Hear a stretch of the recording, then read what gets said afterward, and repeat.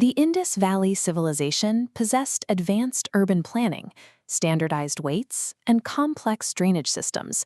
Yet, looking at their excavated cities, one architectural feature is entirely absent. There are no monumental religious structures. For early agricultural societies, the natural environment was an absolute controlling force.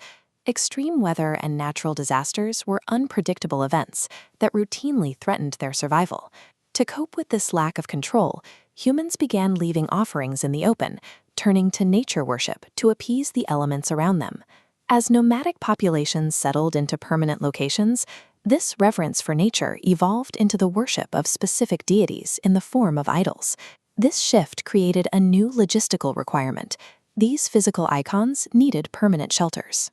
The construction of these early shrines allowed communities to move their rituals away from scattered natural sites and into fixed, man-made locations that would survive the changing seasons. Over thousands of years, these modest shelters evolved into complex, sprawling megastructures. Despite radically different regional appearances across the subcontinent, almost every Hindu temple is built upon the same four-part spatial blueprint. The core of the blueprint is the garbhagriha, or womb chamber. This dark, restricted inner room houses the central idol. Attached directly to its front is the mandapa, a pillared hall protecting devotees. Directly over the idol, the roof extrudes upward into a towering peak, ensuring the highest point set exactly above the deity. Finally, a dedicated marker representing the vahana, the god's animal mount, is placed outside. This spatial arrangement became the architectural DNA of India, a raw code that successive empires would stretch and modify to project their own wealth and power. As the subcontinent fractured into distinct political regions, geography and local rivalries forced the universal blueprint to adapt. In northern India, it manifested as the Nagara style. The foundational rule of Nagara architecture is strict elevation. The entire structure is lifted off the ground onto a high stone platform known as a jagati.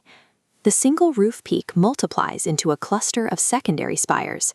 Builders capped these with heavy stone discs and finial pots, designing the silhouette to mimic the staggered peaks of a mountain range. By design, Nagara structures utilize negative space.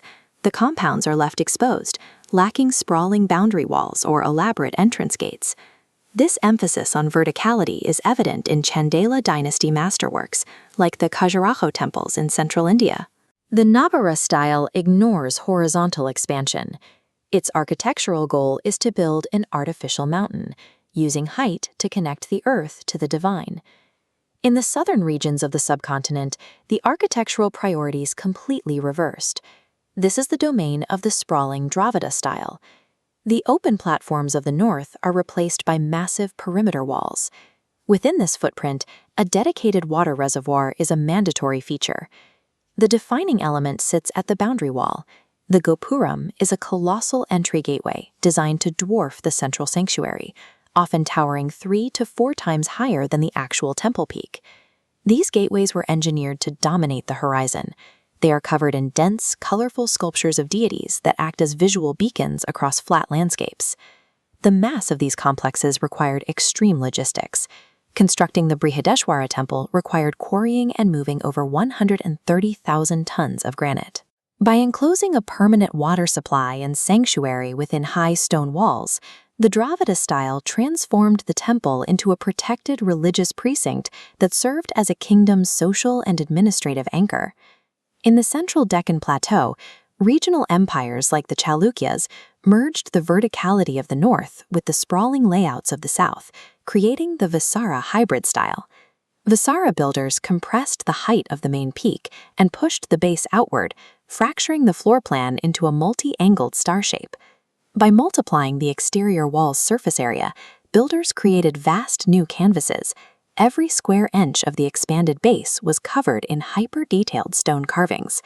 The Visara style proves that the universal blueprint was fluid, sacrificing sheer scale to achieve an obsessive level of sculptural complexity. Outside of these 3 major schools, local geographies forced even more specific architectural mutations. The Chandala builders used their walls as a canvas for thousands of intricate mithuna, erotic sculptures, which became a core decorative element of their temples. On the eastern coast, the Kalinga school of Odisha carved functional, massive stone chariot wheels into the base of their temples to act as literal metaphors for divine travel. In the Himalayas, brutal weather dictated the design. Local builders utilized flat walls and pitched wooden roofs, often incorporating artistic influences from neighboring Gandhara. While religious texts provided the theoretical layout, human engineers always had to adapt the stone to the specific realities of their environment. In a span of centuries, engineering scaled from basic shelters to the Kailasa temple, a structure carved directly downward into the solid bedrock of a mountain. These diverging styles serve as physical records of regional wealth, political rivalry, and the evolution of stoneworking technology.